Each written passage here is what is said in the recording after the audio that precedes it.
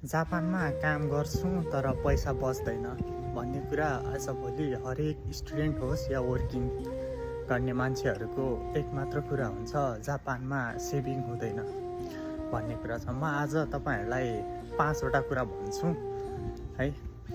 तपाईँहरूले प्रत्येक महिना स्यालेरी आएपछि 20 देखि 30% सेभिङ छुट्टै राख्नुहोस्।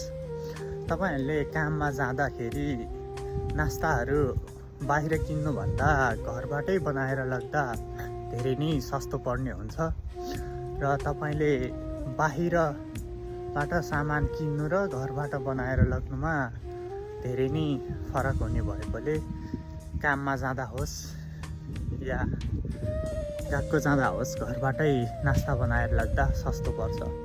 र बाहिर सामान किन्दाखेरि सस्तो पसलबाट सामान किन्नुहोस्, जस्तै कि डङ्की, दाइस्यो, गेमोसुपाबाट किन्ने हो भने तपाईँहरूलाई धेरै नै सस्तो पर्ने हुन्छ।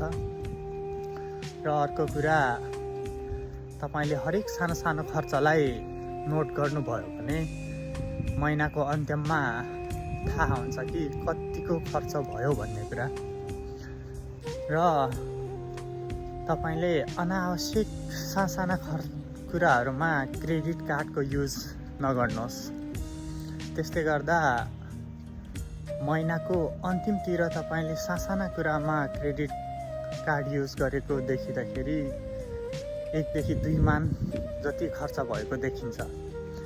त्यसैले साना कुराहरूमा क्रेडिट कार्डको युज नगरौँ।